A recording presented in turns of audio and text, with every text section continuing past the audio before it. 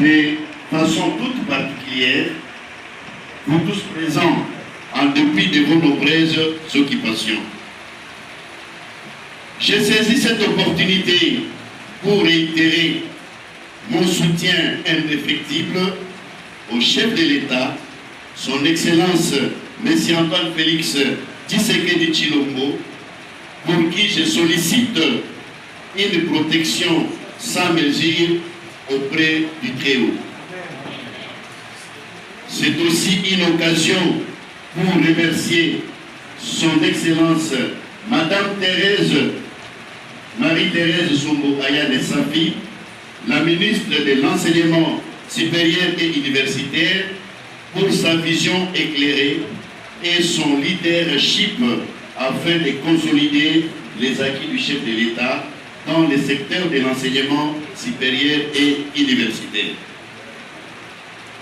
Mesdames, Mesdemoiselles, Messieurs invités, l'Institut supérieur des statistiques de Kinshasa se profile depuis quelques années au centre des préoccupations sociales des Congolais et prêt à fournir une expertise de qualité grâce à une approche dynamique.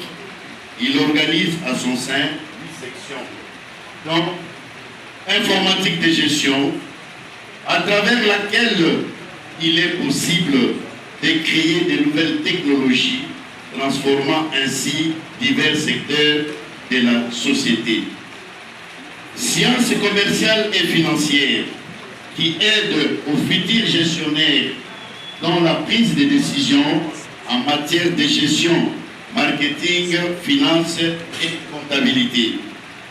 Sciences des transports pouvant aider à réglementer la circulation routière et endiguer les embouteillages.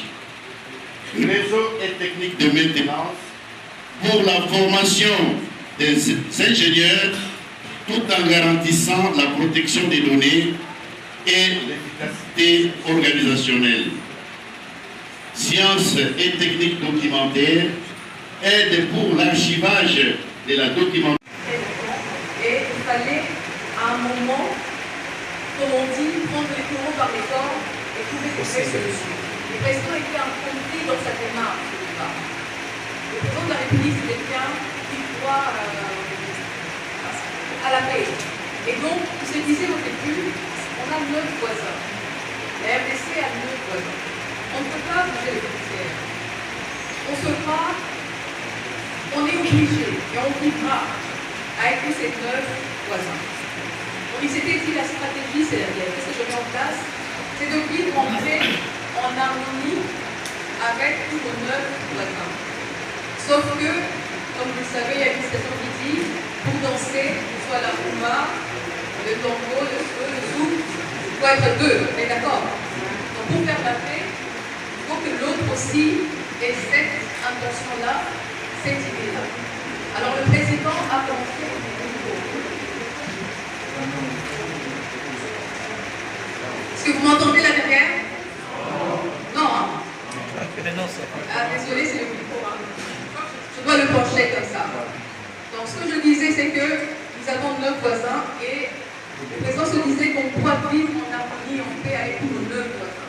Donc, en arrivant au pouvoir, il se disait, je vais aller partout. Je vais aller voir le président de la zone. Je vais aller voir le Congo, Brazzaville, ici à côté. Et le Rwanda, le pays avec lequel on a les plus des problèmes. Il a appelé M. Kagame, parce que ça revient toujours. Hein. On entend toujours des gens lui reprocher ça, lui dire, mais oui, on se souvient comment vous avez fait appeler Kagame ici et tout ça. Il n'est pas conflictuel, le président. Il s'est dit, je vais me faire asseoir sur une table, je lui dirai, monsieur Paul Kagame, qu'est-ce que vous voulez de notre pays? Comment est-ce qu'on peut trouver une solution pour vivre en paix en harmonie? Pour nos 2 nations, pour notre population, pour qu'on puisse penser le développement de la sous-région. C'est ainsi que M. Paul Kagame est arrivé. Il m'a dit, ici, ce sont les minerais du Congo.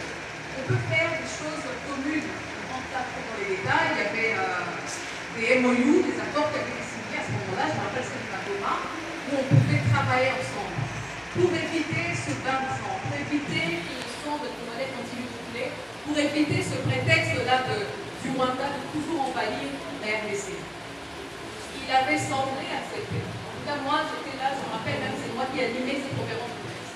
il y a eu des ministres de part et d'autre, c'était à Goma, qui ont signé des accords, on va créer une société Sakima et tout ça.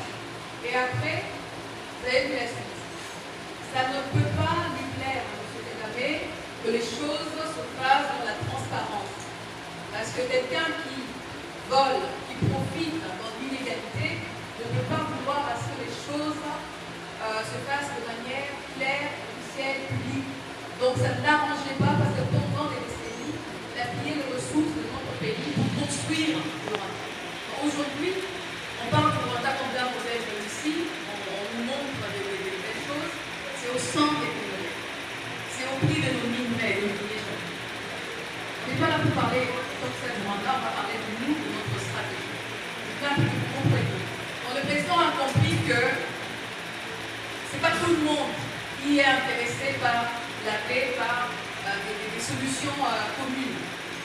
Et donc voilà, malheureusement, il y a toujours, on va le dire comme ça, des traîtres à l'interne qui, pour leurs intérêts, parce qu'ils se disent peut-être plus vrai, pour X, Y raison, sont prêts à baptiser, on va dire, avec l'ennemi. C'est ce qui s'est passé. Vous connaissez un tout petit peu l'historique, on ne va pas rentrer dans les détails.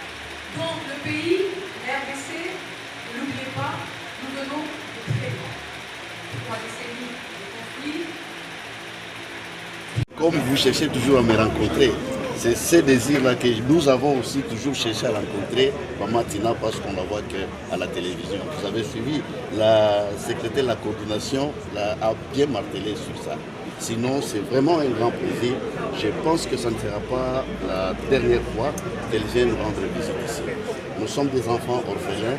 Je crois que vous allez porter notre petite parole à la haute hiérarchie, n'est-ce pas? Je voudrais dire à notre président de la République, le président Félix-Antoine Tshisekedi Tshilombo, parce que tout ce que nous faisons à l'ISES, c'est juste pour matérialiser sa vision. Merci. Bien évidemment, on a visité parce que le professeur Bousquet m'avait invité plusieurs fois. J'étais agréablement surprise parce que j'ai vu ici, surtout par les différentes filières, où on va dire facultés ou sections qu'on retrouve ici, hygiène, environnement, sciences et techniques documentaires par exemple, des choses qu'on ne retrouve pas ailleurs, surtout les statistiques. Et donc c'est vraiment quelque chose de très intéressant de voir des jeunes s'intéresser à ces filières qu'on pense sans déboucher par la suite, qu'on semble négliger aujourd'hui. Alors qu'on a besoin par exemple des bibliothécaires, des archivistes, des gens qui sachent gérer les embouteillages. J'ai appris ici qu'il y avait un département des transports par exemple. On faisait des travaux sur comment est-ce qu'on peut trouver des solutions sur les embouteillages. L'environnement également, comment vivre dans un environnement sain. Vous savez qu'avec les notions de poubelles, avec ce qui se passe dans notre pays, tout ça. Donc c'est très intéressant, c'est vraiment un institut supérieur qui a beaucoup à donner à la République et mériterait un grand soutien. Donc j'ai vraiment été bien accueillie et j'ai vu les bâtiments qui ont été construits, on m'a dit, sur le fonds propre. Et c'est aussi bien, l'emplacement est très bien. Et je vois vraiment un engouement des jeunes, surtout pour la filière informatique qui intéresse de plus en plus, et les télécoms aussi. Donc vraiment bravo au directeur général, M. Bicaille, pour tous ses efforts dans ce domaine-là. Il y a vraiment besoin des autorités académiques.